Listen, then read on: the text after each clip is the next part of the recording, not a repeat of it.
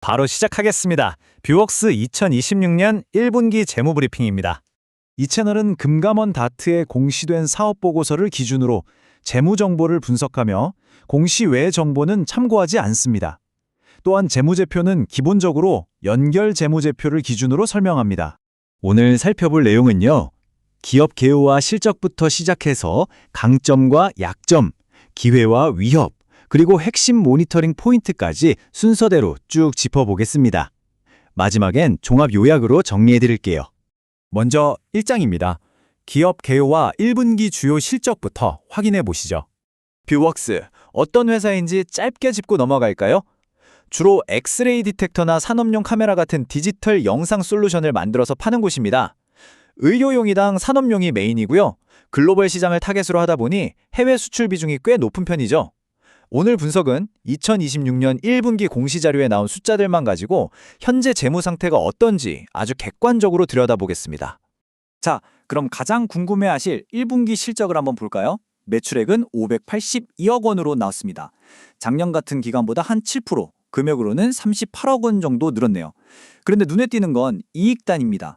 영업이익이 88억 원으로 전년 대비 무려 319%나 뛰었고요. 당기순이익도 93억 원으로 342% 증가했습니다. 수익성 지표인 영업이익률을 보면 작년 1분기에 4%였던 게 이번엔 15%까지 올랐거든요. 왜 이렇게 좋아졌느냐? 마진이 많이 남는 산업용 제품들이 잘 팔리기도 했고 덩치가 커지면서 원가율이 개선되고 고정비 부담이 분산된 효과가 컸던 걸로 보입니다. 회사의 현금이 잘 돌고 있는지도 봐야겠죠. 1분기 영업활동 현금 흐름은 145억 원 플러스입니다. 작년 1분기보다 33억 원 늘어났는데요. 순이익 자체가 크게 늘어난 데다가 물건 팔고 받을 돈, 그러니까 매출 채권 회수도 잘 됐고 재고자산 관리도 꽤 효율적으로 하면서 실제 현금이 회사로 무난하게 잘 들어왔다는 뜻입니다. 그런데 여기서 부채 쪽을 보면 조금 짚고 넘어갈 부분이 있습니다. 이번 분기 말 기준으로 총 차액금이 687억 원인데요. 이 중에서 1년 안에 갚아야 하는 단기 차액금이 무려 685억 원입니다. 장기 차액금은 2억 원밖에 안 되고요. 다시 말해 전체 빌린 돈의 99% 이상이 단기에 몰려 있다는 건데 상환 부담이 코앞에 집중되어 있는 구조라는 건 확실히 알아두셔야겠습니다. 이어서 2장으로 넘어가겠습니다. 방금 본 숫자를 토대로 재무적인 강점과 약점을 정리해보죠. 공시자료를 쭉 분석해보면 강점 3가지가 뚜렷하게 보입니다. 첫 번째는 방금 말씀드린 영업활동 현금 흐름이죠. 145억 원을 기록하면서 자체적인 현금 창출 능력이 작년보다 좋아졌습니다. 두 번째는 47%라는 낮은 부채 비율입니다. 픽 자체가 적다 보니 요즘같이 거시경제가 흔들리거나 금리가 높을 때도 이자 낼 걱정이 상대적으로 덜하다는 장점이 있죠. 그리고 마지막 세 번째, 4%에서 15%로 훌쩍 뛴 영업이익률입니다. 전사적으로 돈을 남기는 수익성이 확실히 회복됐다는 걸 숫자로 증명했습니다. 반면에 약점도 3가지가 확인되는데요. 첫 번째 약점은 아까 보셨던 단기 차입금 685억 원입니다. 만기 구조가 너무 단기에 쏠려 있죠.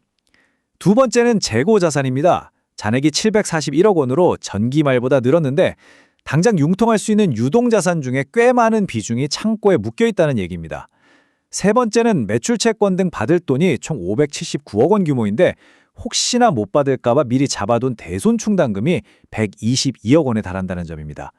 만약 경제 상황이 팍팍해지면 이 3가지 요인이 회사의 돈줄을 조이거나 영업이익에 영향을 줄 수 있다는 점 꼭 기억하셔야 합니다.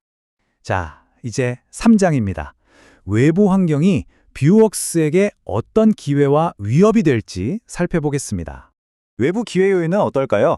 일단 글로벌 반도체나 디스플레이 쪽 회사들이 설비 투자를 다시 늘리기 시작하면서 뷰웍스의 산업용 이미징 솔루션 매출이 130억 원으로 꽤 잘 나왔습니다. 게다가 2차 전지 검사에 쓰이는 초고해상도 산업용 카메라나 프리미엄 무선 디텍터 같은 신제품 라인업이 넓어지면서 앞으로 비싸게 팔 수 있는 요소가 생겼죠. 또 치과형이나 외과형 장비에 들어가는 동영상 디텍터 쪽 수요가 구조적으로 늘고 있다는 점도 매출을 끌어올릴 긍정적인 요인으로 파악됩니다. 반대로 위협 요인도 무시할 수 없겠죠. 첫 번째 위협은 의료용 영상 솔루션 시장의 경쟁이 너무 치열해지면서 엑스레이 디텍터 제품 단가가 자꾸 떨어지려는 압력을 받고 있다는 겁니다. 두 번째는 산업용 장비의 특성상 물건을 사가는 전방 제조업체들이 투자를 줄이거나 미루면 뷰웍스 매출도 즉각적으로 꺾일 수 있다는 점이죠. 마지막으로 패널이나 센서 같은 핵심 원재료들의 수입 의존도가 높다 보니 만약 공급망에 병목이 생겨서 원가가 확 뛰어버리면 이익률이 저하될 수 있는 환경이라는 점도 위협 요인으로 꼽힙니다. 그렇다면 앞으로 우리는 뭘 눈여겨봐야 할까요? 4장 핵심 모니터링 포인트입니다. 다음 분기 공시가 나오면 이 세 가지 지표를 먼저 체크해보세요. 첫째, 그 685억 원짜리 단기차 입금, 과연 만기 연장을 무사히 하는지 아니면 원금을 잘 갚아나가는지 확인해야 합니다. 둘째는 환율 리스크입니다. 지금 순외화 자산 노출액이 507억 원 정도인데 계산해보면 원화 환율이 10% 떨어질 경우 회사의 세전이익이 약 51억 원 정도 감소할 수 있습니다. 셋째는 741억 원어치의 재고자산 증감률입니다. 창고에 너무 오래 머물러서 가치가 떨어지면 추가로 충당금을 잡아야 하니까 재고 리스크가 어떻게 관리되는지 꼼꼼히 보셔야겠죠? 이어서 네 번째 포인트는 거래처들이 대금 결제를 미루지 않는지, 즉 매출 채권 연체가 늘어나서 대손상각비가 추가로 잡히지는 않는지 지켜보는 겁니다. 마지막 다섯 번째는 특수관계자 지급보증건인데요. 해외 종속기업들이 돈을 못 갚을 상황에 대비해서 서준 보증이 약 840만 달러, 그리고 50억 원 한도로 걸려 있거든요. 이게 우발부채로 넘어올 가능성도 염두에 두어야 합니다. 이런 지표들은 회사의 현금 유동성이나 이익에 직접적인 영향을 줄 수 있으니까 매 분기 업데이트가 필수입니다. 네, 드디어 마지막 5장 종합 요약입니다. 오늘 내용 정리해 볼까요?